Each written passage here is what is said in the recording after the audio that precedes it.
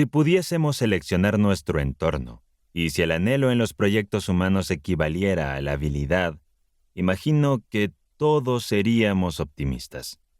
Es claro que la mayoría valora la felicidad como el objeto principal de toda actividad terrenal. La inspiración a ser feliz inspira al filósofo, al noble y al barrendero. No importa cuán tedioso, humilde o sabio sea un individuo, percibe la felicidad como su derecho innegable. Resulta interesante notar los variados ideales de felicidad que la gente sostiene y dónde buscan esta fuente vital. Muchos la encuentran en la acumulación de bienes, otros en la grandiosidad del poder, y algunos en las hazañas artísticas y literarias. Unos pocos las hallan explorando sus mentes en la adquisición del saber. La mayoría evalúa su felicidad basándose en el placer sensorial y las posesiones tangibles. Si lograran cierta meta que vislumbran a lo lejos, cuán dichosos se sentirían. Si les faltase este regalo o cierta situación, se considerarían desafortunados. Si la felicidad se cuantifica así, yo, que no puedo escuchar ni ver, tendría razones para lamentarme en silencio.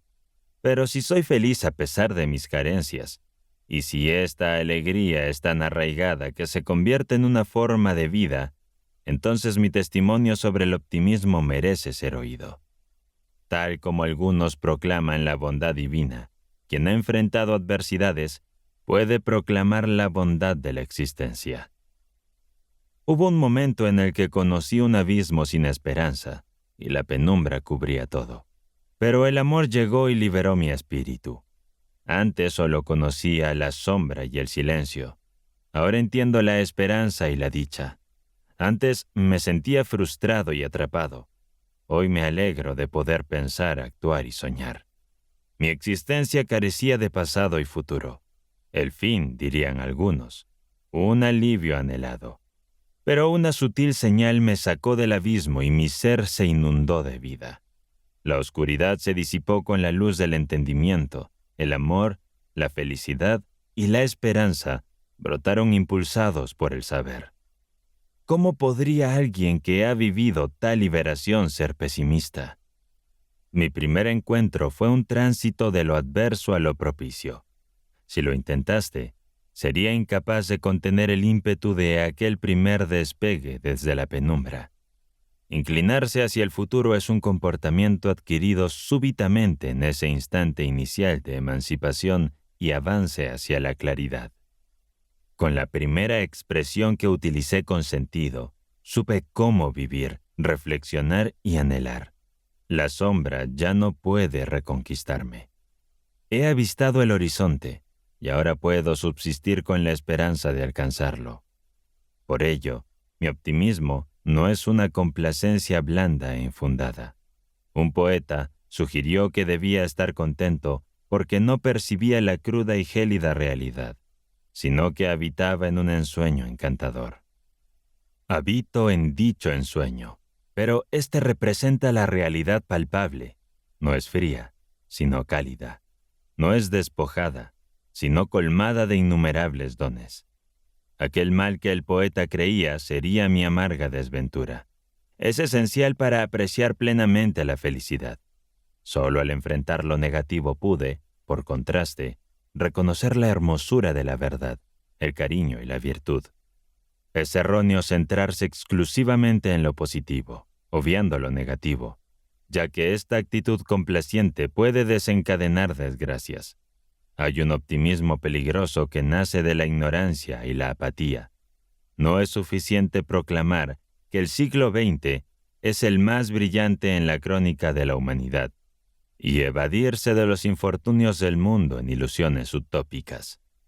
¿Cuántos individuos acomodados y contentos solo percibieron bienestar, mientras incontables seres humanos eran comercializados cual mercancía?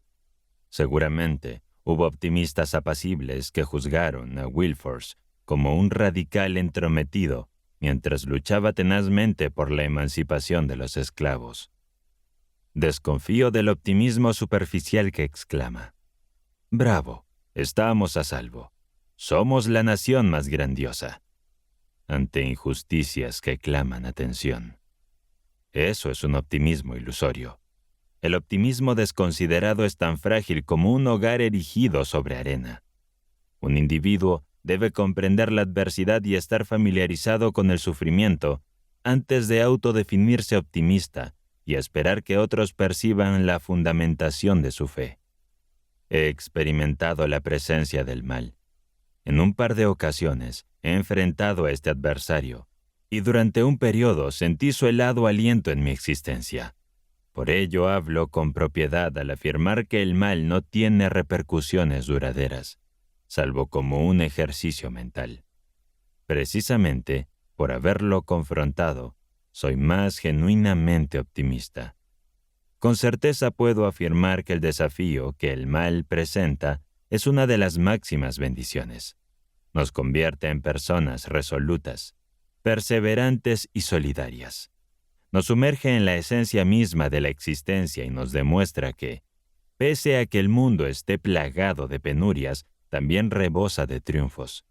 Mi optimismo, entonces, no se deriva de la negación del mal, sino de la firme confianza en la supremacía del bien y en una disposición constante a colaborar con el bien, asegurando su predominio. Me esfuerzo por potenciar la habilidad que Dios me ha otorgado, para percibir lo mejor en cada situación y en cada ser, y para que esa excelencia sea parte intrínseca de mi vida. El universo está repleto de bondad, pero si no convierto mis ideales en realidades tangibles y no cuido mi propio terreno, no podré recolectar ni un atisbo de esa bondad. Por ende, mi optimismo se ancla en dos realidades, mi interior y el mundo exterior. Demando que el mundo sea benevolente y se manifiesta en consecuencia. Declaro que el mundo es benigno, y las circunstancias se alinean para ratificar que mi aserto es irrefutablemente veraz. Abro mi Santa Santorum de mi ser a la benevolencia y a lo resguardado meticulosamente de lo nefasto. Esta potente y voluntaria creencia se sobrepone a cualquier resistencia. La carencia de bondad nunca me desalienta. Jamás me verán sumido en el desconsuelo. La inseguridad y el escepticismo son meras ilusiones de una mente recelosa, que el corazón resoluto vencerá y la mente lúcida superará. Con el cierre de mis días universitarios en el horizonte, miro hacia el futuro con un corazón vibrante y expectativas luminosas respecto a lo que la actividad venidera me reservará. Aunque mi contribución al engranaje del mundo pueda ser modesta, la esencia laboriosa lo vuelve invaluable. Además, el simple anhelo y disposición para trabajar son la esencia del optimismo. Hace 2 generaciones, Carlyle proclamó su evangelio del trabajo. A aquellos visionarios de la revolución que edificaron utopías efímeras y al desvanecerse sus sueños, cayeron en el pesimismo. A esos Endymions, Alastors y Westers desamparados, este granjero escocés, soñador en un universo pragmático, les exhorto fervientemente su fe en el trabajo. No seas un mero desorden, sé un universo. Genera, crea. Aunque solo sea la más minúscula partícula de creación, genera por Dios. Es lo máximo que posees. Exteriorízalo. Acomete con energía cualquier tarea que esté a tu alcance. Labora mientras es día, porque se avecina la noche donde nadie podrá hacerlo. Carlyle ha sido interpretado por algunos como alguien que busca escapar de un mundo desafiante, instando a las personas a sumirse en el trabajo, con sus miradas fijas en la tierra, para así olvidar sus pesares. Pero esta visión no hace justicia al verdadero pensamiento de Carlyle. «Necio», exclama.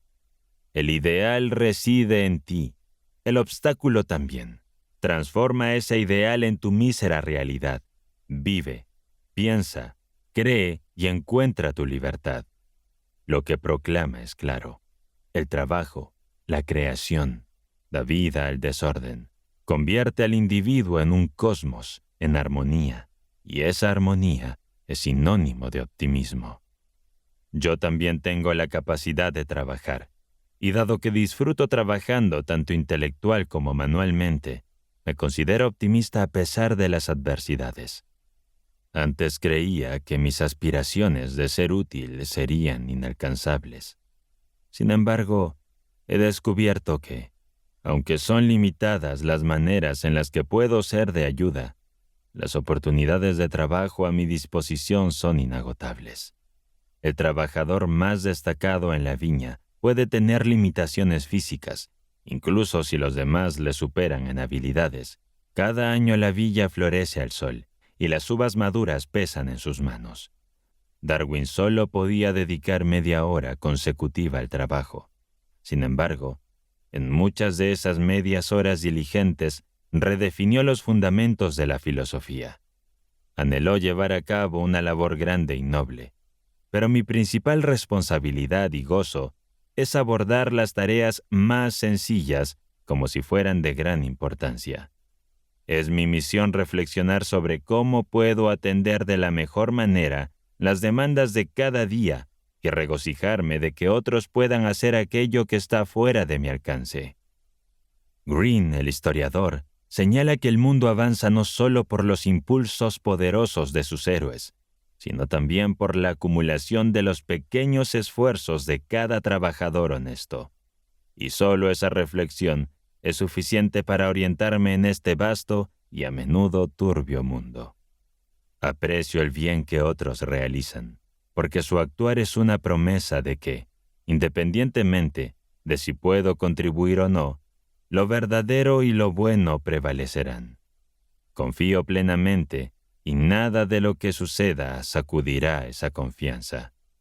Reconozco la benevolencia del poder supremo que todos veneramos. El orden, el destino, el gran espíritu, la naturaleza, Dios. Veo este poder en el sol que nutre y sostiene la vida. Me alineo con esta fuerza insondable y de inmediato me siento jubiloso, valeroso y listo para enfrentar cualquier destino que el universo tenga para mí.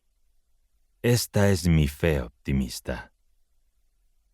El optimismo, en esencia, es un sentimiento que anida en mi corazón. Y al observar la vida, el mundo exterior refrenda mi convicción interna sobre el bien. Durante mis años universitarios, mis lecturas han sido un constante reconocimiento del bien. La literatura, la filosofía, la religión, la historia me han ofrecido testimonios contundentes de mi creencia. La filosofía puede ser vista como la crónica de un individuo sordo y ciego. Desde los diálogos socráticos, pasando por Platón, Berkeley y Kant, la filosofía refleja el empeño del entendimiento humano para desprenderse de un mundo material ilimitante y ascender hacia un cosmos de ideas puras. Una persona con sordoceguera podría hallar un significado particular en el mundo de las ideas de Platón. Aquello que percibes, aquello que escuchas y tocas, no son más que reflejos imperfectos de la idea, del principio de lo espiritual. La idea es la auténtica verdad, lo demás, meras sombras. Bajo esta perspectiva, aquellos que gozan de todos sus sentidos no poseen acceso a ninguna realidad que mi mente no pueda igualmente aprender. La filosofía nos brinda a la mente el privilegio de discernir la verdad, transportándonos a un reino donde mi ceguera no me diferencia de aquellos que pueden ver.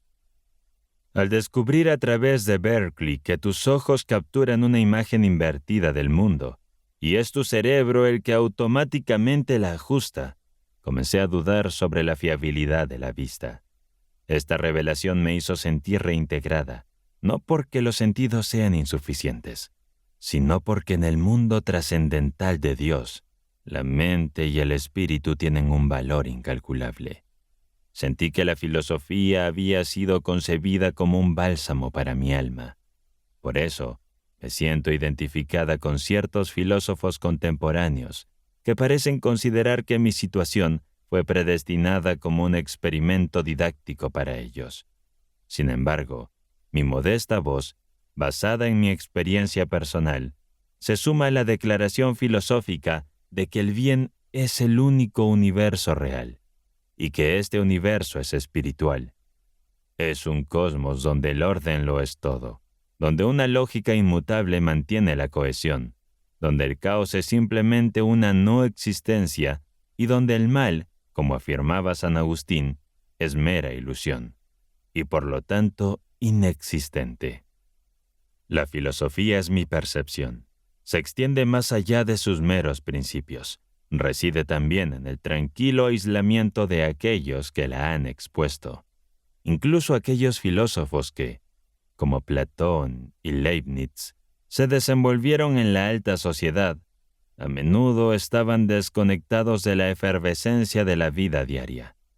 Cerrados al bullicio de la existencia y al deslumbrante espectáculo de su diversidad, estos pensadores hallaban en su interioridad un refugio, y si no encontraban respuestas en sí mismos, tenían la esperanza de que, al trascender su mortalidad, se encontrarían con la verdad en su forma más pura, en la sabiduría de Dios. Los grandes místicos han vivido de esta manera, ajenos al mundo, pero en profunda comunión con lo divino. Veo cómo Spinoza pudo hallar un gozo profundo, incluso siendo excomulgado y despreciado por su comunidad. No es que haya experimentado exactamente el mismo rechazo, pero el aislamiento de Spinoza de las alegrías tangibles me resuena. Él amaba el bien por el simple hecho de ser bien. Al igual que muchos espíritus elevados, Spinoza aceptó su lugar en el cosmos, entregándose con una fe inocente a una fuerza superior, convencido de que esta fuerza actuaba a través de él. Esta es la misma confianza que yo tengo. Un optimismo solemne debería emerger de esta convicción en la presencia de Dios en el individuo. Un Dios no distante, sino uno que reside en el núcleo mismo de nuestro ser, en cada noble aspiración, siendo la fuente y el centro de todas las mentes su único punto de descanso. La filosofía me enseña que solo vemos ecos, que todo es efímero.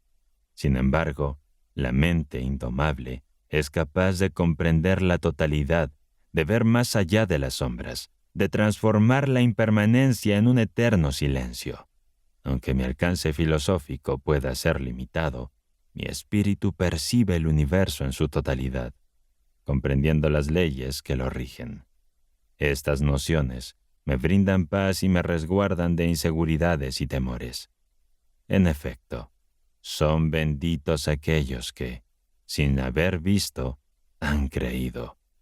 Todos los grandes filósofos han sido amantes de la divinidad y creyentes en la bondad intrínseca del ser humano. Conocer la historia de la filosofía es reconocer que los pensadores más eminentes, aquellos que han sido la luz de generaciones, han sido fundamentalmente optimistas.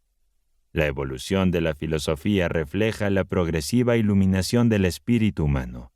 En la vastedad de la historia, observo cómo la humanidad ha tomado forma, siguiendo las designaciones divinas. La historia humana es un relato de avance y crecimiento.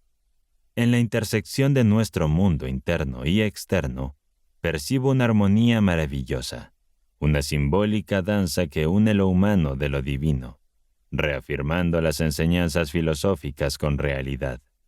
En los albores de la historia, visualizo al humano primitivo, temiendo las fuerzas incontrolables de la naturaleza y rindiendo pleitesía a deidades nacidas de sus propias supersticiones.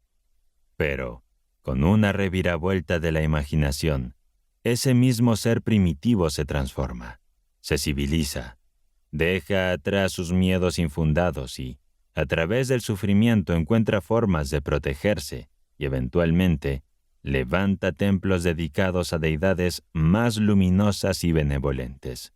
De su lucha y convincencia con otros, aprende las nociones del bien y mal, adoptando una moral. Veo en él la brillantez de la Grecia antigua. Sin embargo, Grecia, con todo su esplendor, no era inmaculada. Su vida diaria no reflejaba del todo los ideales que proclamaba, y por ello pereció, dejando atrás esos ideales para inspirar futuras generaciones. Roma, a pesar de su caída, dejó un legado imborrable. Sus leyes y su organización estatal se convirtieron en modelos para las eras venideras. Pero, cuando su gente perdió su firmeza y disciplina, el imperio romano se desmoronó. Después, las naciones emergentes del norte establecieron sociedades más duraderas. A diferencia de las antiguas Grecia y Roma, que se cimentaban en la esclavitud, estas nuevas sociedades se fundamentaron en la libertad y en el individuo. Evolucionaron de estructuras triviales a estados, fomentando un espíritu de independencia y de autoconfianza. La travesía humana, desde sus orígenes salvajes, pasando por etapas de barbarie hasta llegar a una civilización sofisticada, en una manifestación viva del optimismo. Cada siglo desde el amanecer de estas naciones representó una Europa más avanzada, hasta que las demandas del progreso dieron lugar al surgimiento de América. Tolstói, con su mirada crítica, opinaba que América, alguna vez vista como la esperanza del mundo, ahora se encuentra bajo el yugo del materialismo. Sin embargo, Tolstói, al igual que otros observadores europeos, puede que no haya comprendido del todo la monumental lucha cívica que está atravesando América.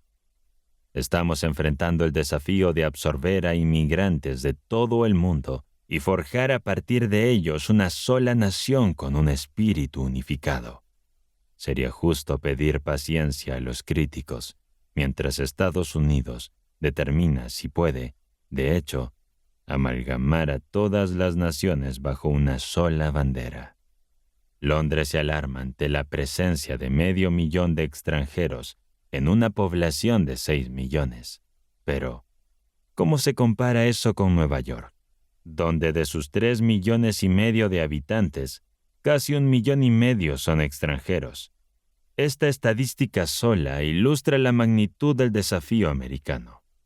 Es cierto que Estados Unidos ha enfocado gran parte de su energía en la solución de problemas materiales, como la agricultura, la minería, el transporte y la expansión. Pero lo hace de una manera única, educando a su población y empleando toda la utilidad humana para beneficio de todos. Estados Unidos invierte en la educación de su fuerza laboral, asegurándose de que todos sus ciudadanos estén cualificados y motivados, y que puedan dar lo mejor de sí mismos en cada tarea. En América, no hay trabajadores ni esclavos, como lo atestigua la Constitución y el espíritu de nuestras instituciones. Aquí, todos tienen derecho a las mejores oportunidades y a una educación de calidad. La igualdad y la inclusión son pilares fundamentales. Aunque Estados Unidos podría caer en el egoísmo o en la idolatría del materialismo, también es la tierra de la caridad y el altruismo. Entre el bullicio del comercio encontramos escuelas, bibliotecas, hospitales y parques, testimonios tangibles de riqueza transformada en legados duraderos. Solo hay que observar lo que el país ha logrado para aliviar el sufrimiento y reintegrar a los marginados para comprender que el verdadero espíritu americano no se limita al culto al materialismo. Nuestra capacidad para entender y ayudar a los más necesitados, provenientes de todas las esquinas del mundo, es prueba de la genuina grandeza de América. Cuando medito sobre estos acontecimientos, no puedo evitar creer que, más allá de Tolstói y otros pensadores, ser americano es realmente maravilloso. En América el optimista ve muchas causas para creer en el hoy y albergar esperanzas para el mañana. Y ese optimismo puede llegar a todas las grandes naciones del mundo. Si contrastamos nuestro tiempo con épocas anteriores, las cifras contemporáneas nos dan un fundamento sólido para un optimismo global, alegre y seguro. A pesar de las incertidumbres, la inquietud y el materialismo que prevalecen, todavía resplandece y palpita en el mejor espíritu del mundo una creencia inquebrantable.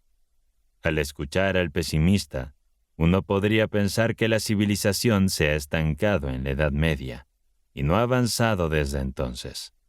No comprende que el avance evolutivo no es constante. Ahora rozando el objetivo, ahora retrocediendo de golpe, lucha el mundo imparable. Recientemente, leí un discurso de una persona cuya sabiduría sería atrevido poner en duda.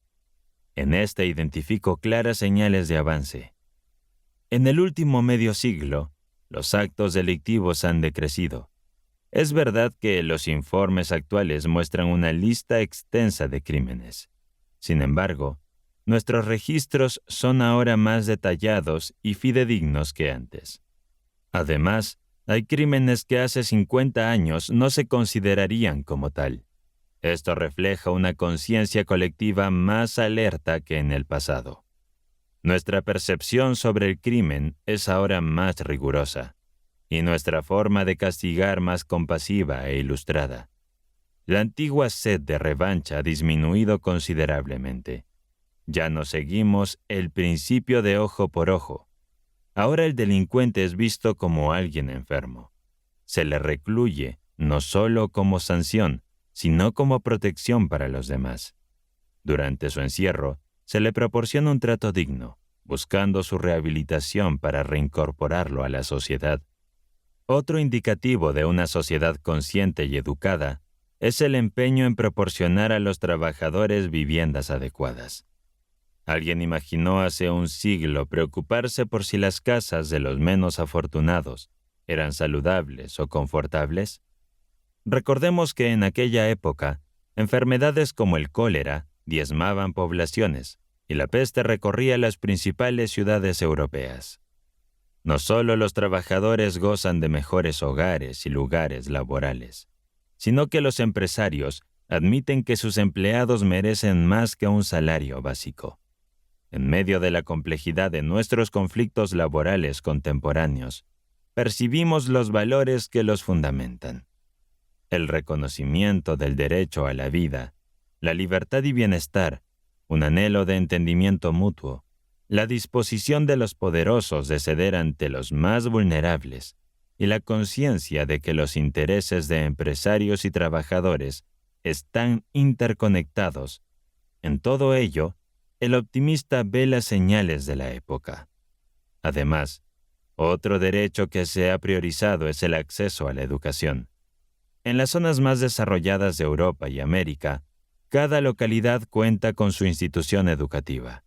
Y ya no es solo una élite la que tiene acceso al saber, pues incluso para los hijos del trabajador más humilde, las aulas están accesibles. En las naciones avanzadas, la educación para todos está erradicando el analfabetismo.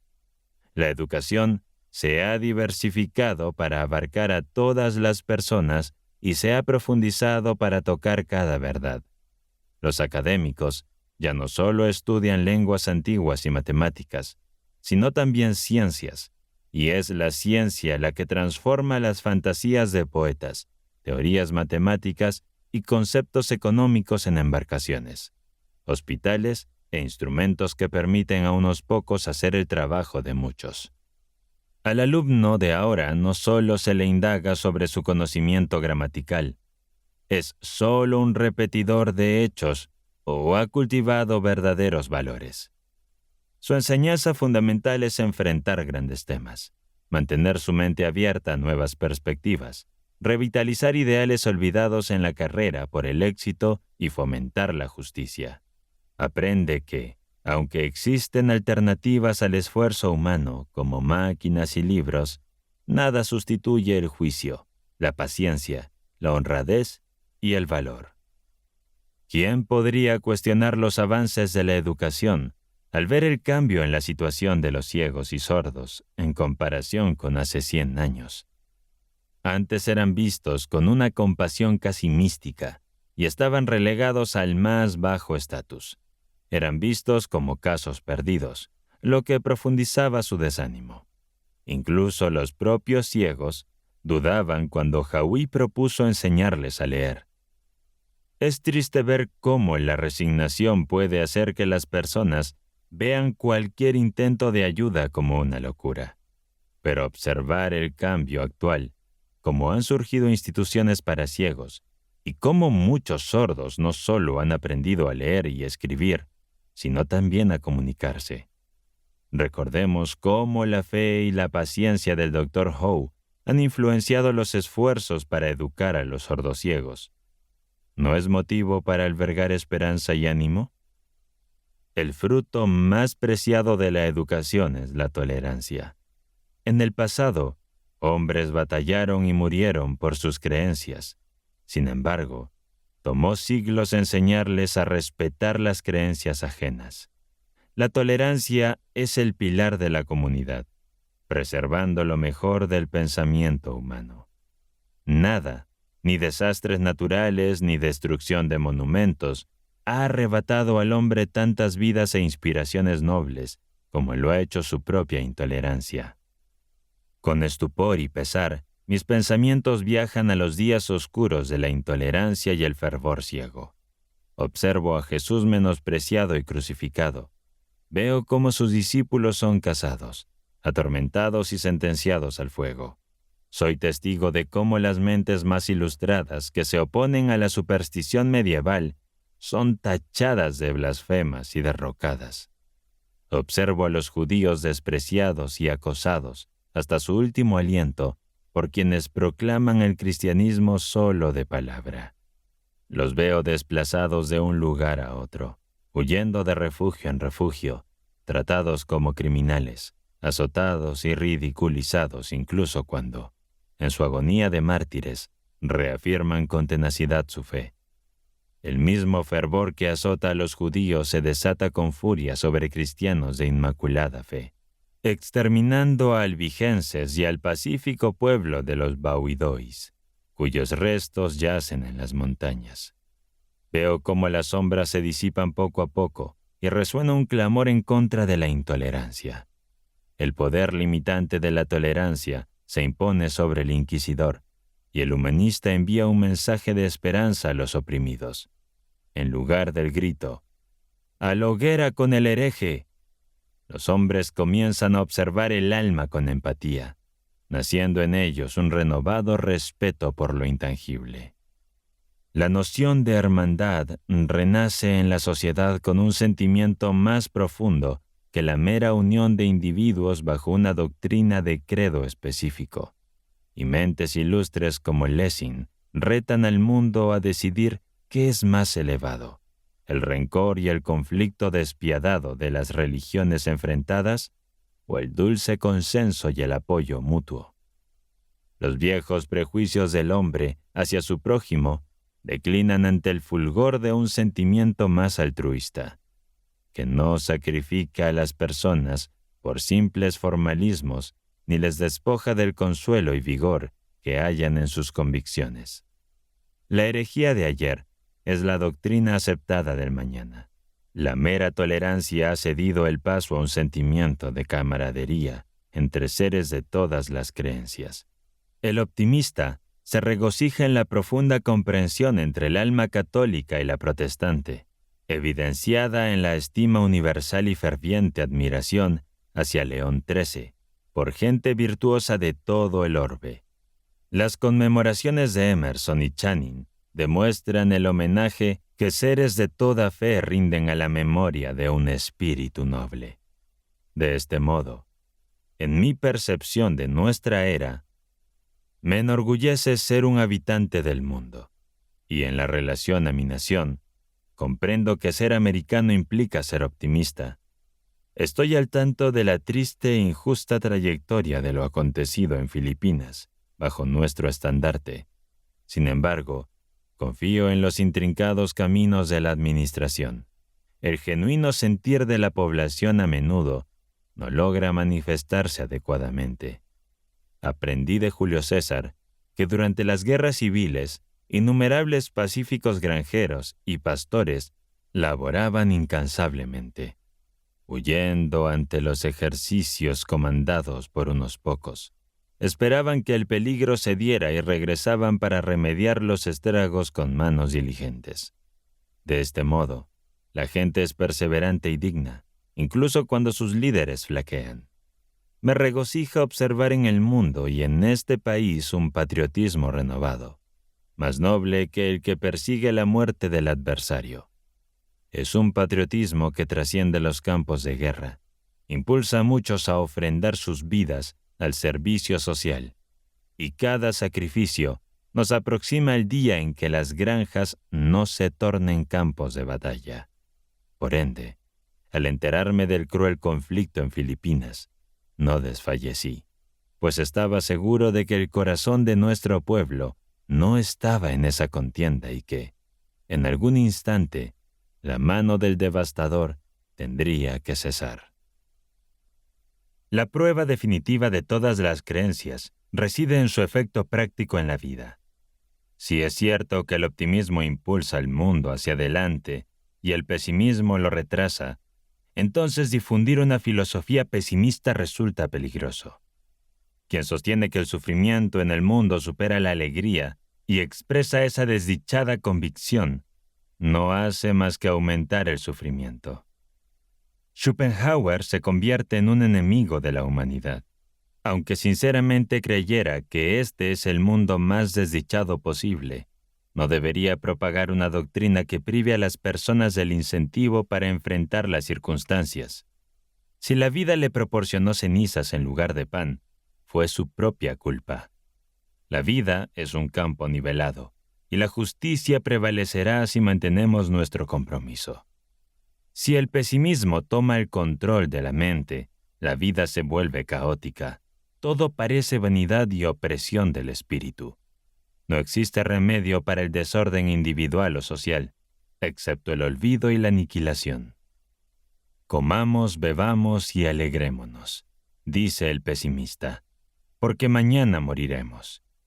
Si considerara mi vida desde la perspectiva del pesimista, estaría destrozado. Buscaría en vano la luz que no ilumina mis ojos y la música que no resuena en mis oídos. Pasaría mis días suplicando sin encontrar satisfacción. Me encontraría sumido en la soledad abrumadora, presa del miedo y la desesperación. Pero como considero que es mi deber ser feliz para mí y para los demás, escapo de una miseria peor que cualquier carencia física. ¿Quién se atreverá a permitir que su incapacidad para la esperanza o la bondad empañe la valentía de aquellos que soportan sus cargas como si fueran privilegios? El optimista no puede retroceder, no puede dudar, porque comprende que su actitud podría obstaculizar a los demás al no mantenerse firme. Por lo tanto, permanecerá en su posición sin miedo y recordará la responsabilidad del silencio. Cada razón carga con su propio dolor.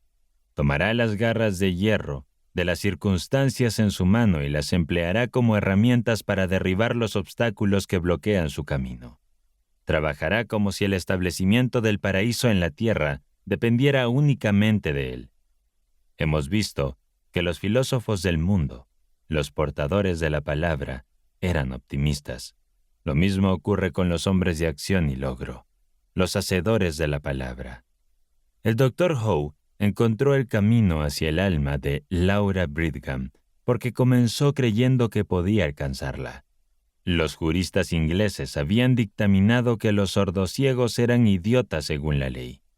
Aquí reside el poder del optimismo. Cuestiona un axiomático legal severo. Observa más allá de la arcilla opaca e inmutable y vislumbra un alma humana prisionera, y con calma y determinación se dispone a liberarla. Sus esfuerzos resultan victoriosos. Convierte la idiotez en inteligencia y demuestra la ley que el sordociego es un ser consciente y responsable. Cuando Hawei se propuso enseñar a leer a los ciegos, se encontró con el escepticismo, que se burlaba de su osadía. Si no hubiera creído que el alma del ser humano es más poderosa que la ignorancia que la aprisiona, si no hubiera sido optimista, no habría convertido los dedos de los ciegos en nuevos instrumentos. Ningún pesimista jamás desentrañó los secretos de las estrellas, ni navegó hacia tierras desconocidas, ni abrió nuevos horizontes al espíritu humano. San Bernardo era tan profundamente optimista que creía que 250 hombres iluminados podían disipar la oscuridad que afligía la época de las cruzadas. Y la luz de su fe emergió como un nuevo amanecer sobre Europa occidental. Juan Bosco, el benefactor de los desamparados en las ciudades italianas, fue otro optimista.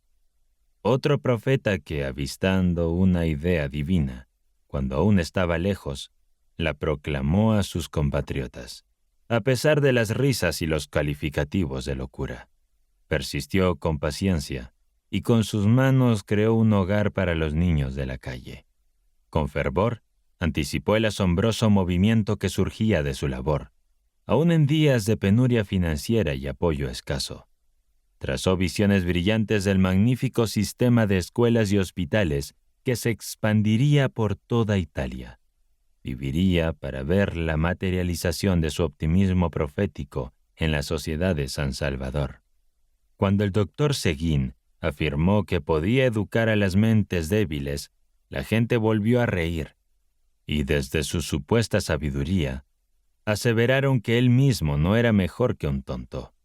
Pero el noble optimista perseveró y gradualmente los pesimistas escépticos vieron cómo aquel al que ridiculizaron se transformó en uno de los filántropos del mundo. Así cree, intenta y logra el optimista. Siempre está bajo la luz del sol. Algún día, lo maravilloso, lo inefable, llega y brilla sobre él, y él está allí para recibirlo. Su espíritu se une y marcha alegre hacia cada nueva revelación, cada triunfo sobre las adversidades, cada contribución al conocimiento y a la felicidad humana. Hemos constatado que nuestros grandes filósofos y hombres de acción son optimistas. También los más influyentes escritores han sido optimistas en sus libros y en sus vidas. Ningún pesimista ha conseguido una audiencia proporcional a su genialidad, y muchos escritores optimistas han sido leídos y admirados más allá de cualquier medida de su talento, simplemente porque escribieron sobre el lado luminoso de la vida. Dickens, Lamb, Goldsmith, Irving, todos los queridos y afables humoristas eran optimistas. Swift, el pesimista, no ha tenido tantos lectores como su imponente genio merecería. Y de hecho, cuando llega a nuestro siglo y se encuentra con Thackeray, ese generoso optimista apenas puede hacerle justicia. A pesar de la reciente notoriedad del Rubaiyat, del Omar Khayyam, podemos afirmar como regla que aquel que desea ser escuchado debe ser un creyente. Debe poseer un optimismo fundamental en su filosofía. Puede expresarse con vehemencia y discrepar, y lamentarse como lo hacen en ocasiones Carlyle y Ruskin. Pero una confianza básica en el bienestar de la vida y del mundo debe impregnar su obra. Shakespeare es el príncipe de los optimistas. Sus tragedias son una revelación del orden moral. En Lear y Hamlet vislumbramos algo mejor. Alguien permanece al final de la obra para enderezar el mal, restaurar la sociedad y construir nuevamente el Estado. Sus obras posteriores, La Tempestad y Cymbeline, exhibieron un optimismo hermoso y apacible que se regocija en las reconciliaciones y los reencuentros, planeando el triunfo del bien tanto en lo externo como en lo interno. Si Browning fuera menos arduo de leer, seguramente sería el poeta dominante de este siglo.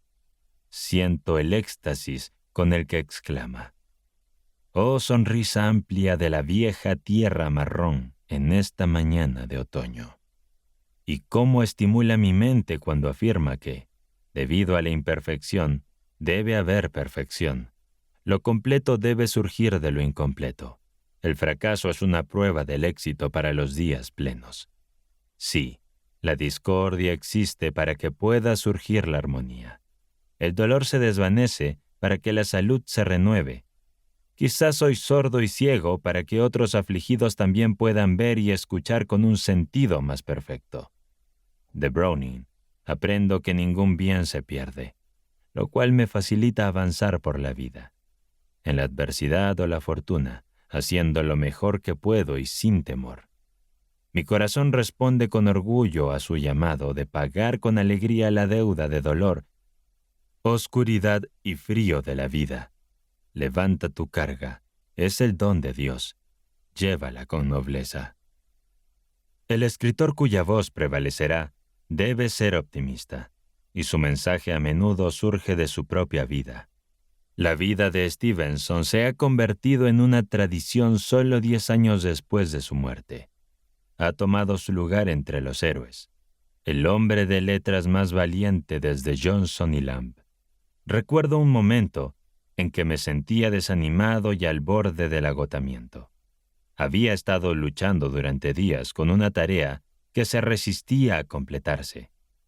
En medio de mi desconcierto, leí un ensayo de Stevenson que me hizo sentir como si estuviera paseando bajo el sol, en lugar de ser vencido por una tarea difícil. Volví a intentarlo con nuevo coraje, y lo logré casi sin darme cuenta. Desde entonces he tenido muchos fracasos, pero nunca me he sentido tan desalentado como antes de que aquel audaz orador me enseñara la manera de la cara sonriente.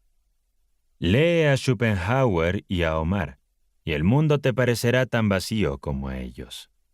Lee la historia de Inglaterra de Greene, y el mundo estará poblado de héroes.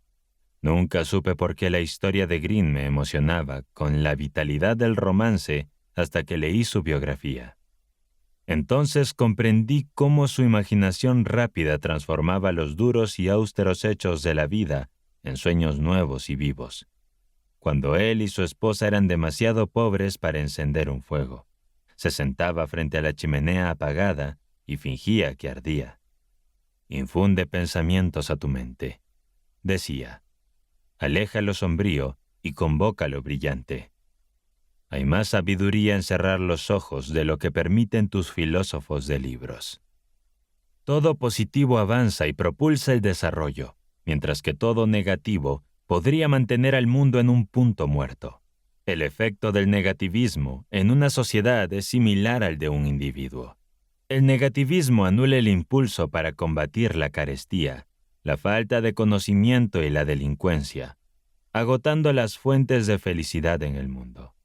Mentalmente, dejo el país que fortalece el espíritu de los desfavorecidos y me traslado a la India, el reino del fatalismo, donde cientos de millones, casi humanos, ahogados en el desconocimiento y el sufrimiento, se hunden aún más.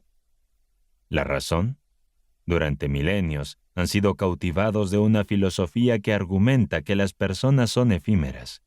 Se resignan a su destino, permitiendo que situaciones que deberían superarlos aplasten, hasta que se pierden su humanidad, actuando como títeres en una representación. Luego la muerte los reclama, y otros reemplazan su lugar, y el acto sigue por generaciones. Observen a la India y descubran qué tipo de cultura surge cuando un país no cree en el avance y venera deidades sombrías. Bajo el brahmanismo se han reprimido el talento y la aspiración. No hay quien defienda a los marginados o resguarde a los desprotegidos. Los enfermos son ignorados. En la India es mal visto educar a los discapacitados, pues se cree que su condición es el resultado de transgresiones pasadas. Si hubiese nacido entre estas creencias, mi vida sería un yermo inhóspito, incomunicado con el más allá. Los hindús valoraron la paciencia, pero no la resistencia, por lo que han sido conquistados. Su pasado recuerda al de Babilonia. Una civilización forastera los subyugó rápidamente, arrebatándoles todo y nadie los salvó. Qué triste destino para aquellos que no aprecian las maravillas de la tierra, confundiendo el mal con el bien. ¿Qué pensarían las generaciones del oeste que sustentan al mundo sobre estas doctrinas? Les dirían a los hindús: renuncien a sus antiguas creencias, observen con una perspectiva fresca la existencia y dejen atrás sus tradiciones y deidades, en favor del Vishnu el guardián. El optimismo es la creencia que impulsa el éxito. Es imposible actuar sin esperanza. ¿Qué fue sino la visión de una sociedad libre, lo que motivó a nuestros ancestros a establecer las bases de las comunidades americanas? Frente a cielos grises y paisajes cubiertos de nieve, amenazados por enemigos ocultos, se mantenía viva la promesa luminosa que perseguían con una fe capaz de mover montañas, cubrir valles, erigir puentes y expandir la civilización.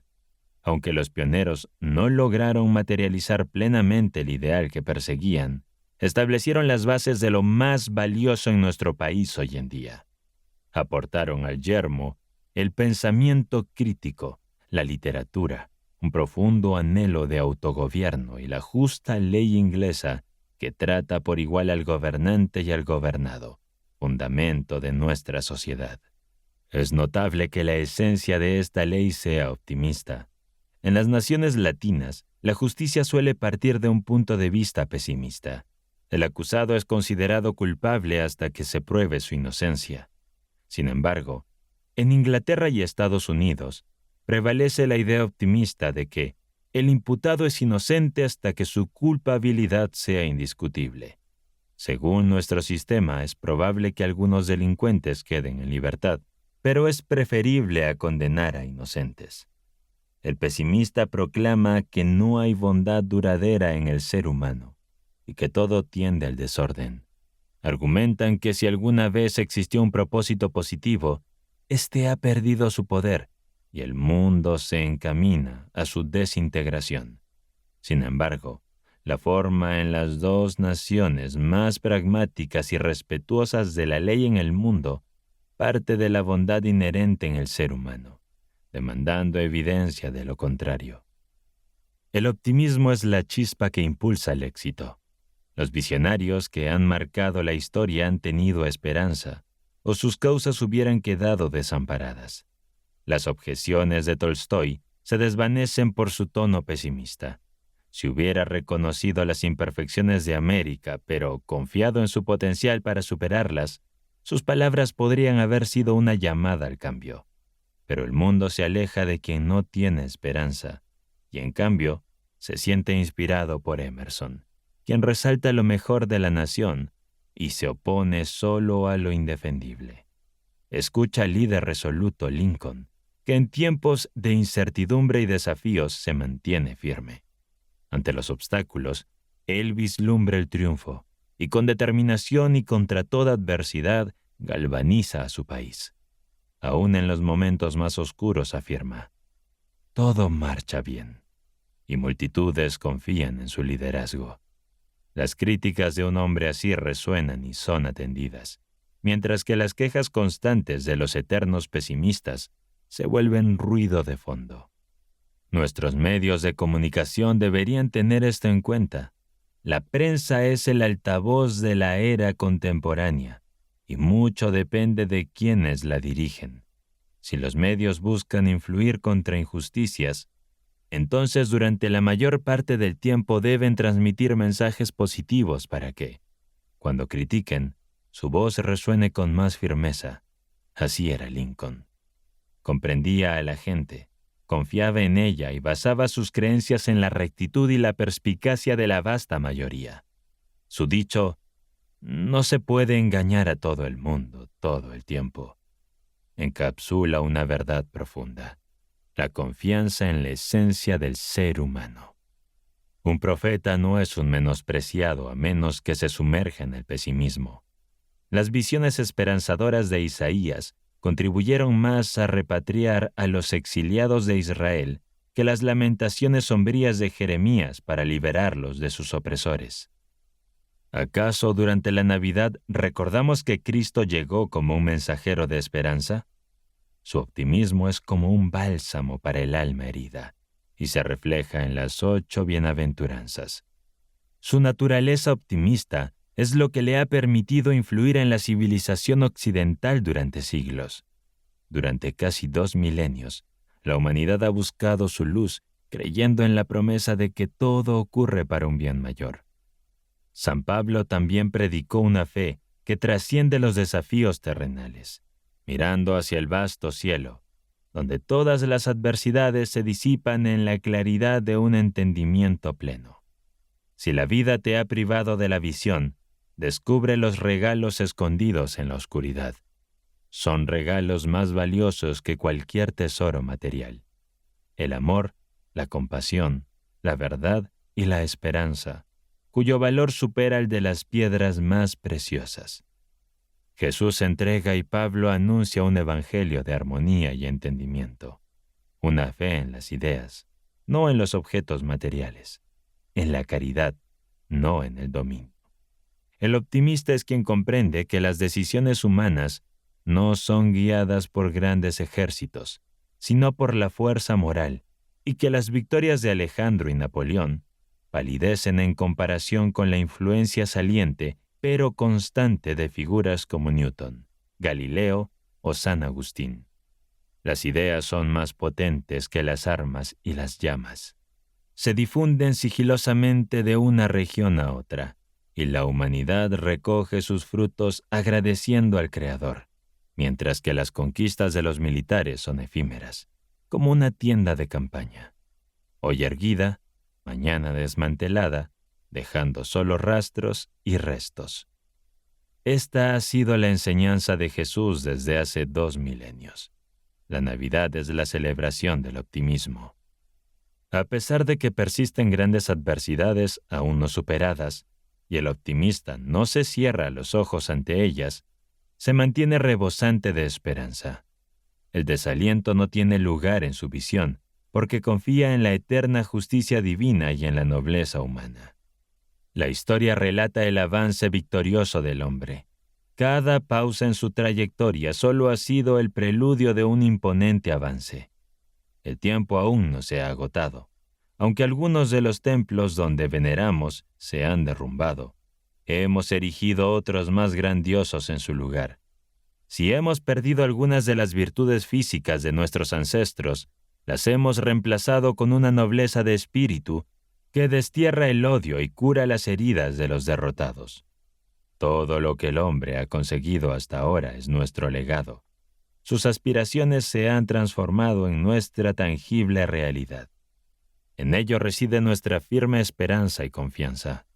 Desde mi posición, bañado por el sol de un optimismo genuino e intenso, mi imaginación dibuja triunfos aún más espléndidos en el velo nublado del porvenir, de la encarnizada pugna de sistemas y fuerzas emergentes. Vislumbro el alba de una era espiritual más resplandeciente, un tiempo donde no existirá Inglaterra, Francia, Alemania o América, ni distinciones nacionales, sino una sola familia, la humanidad, una única ley, la paz, una única aspiración, la armonía, un único propósito, el trabajo, y un único líder, Dios. Si tuviera que reformular el credo del optimista, diría lo siguiente: creo en Dios, creo en el ser humano, creo en la fuerza del alma.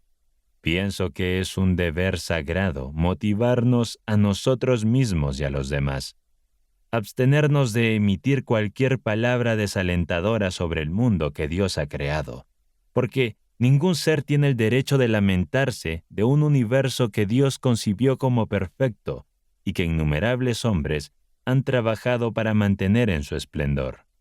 Estoy convencido de que nuestra actuación debe estar guiada por la meta de alcanzar una era en la que nadie goce de plenitud mientras otro padece. Estos son los pilares de mi convicción, y hay uno más, fundamental: mantener esta fe incluso cuando se vea azotada por la tormenta, y convertirla en un estandarte durante la adversidad y el dolor. El optimismo es la sintonía entre el alma del hombre y la esencia divina que proclama la bondad de sus creaciones. Soy Geraldo Medina. Esperamos que hayas disfrutado de esta producción de El poder del optimismo de Helen Keller. Este audiolibro ha sido dirigido y producido por Matthew Ticona. Edición y revisión del texto, Aubiblio Editorial. Copyright de la producción 2023, Aubiblio Estudios.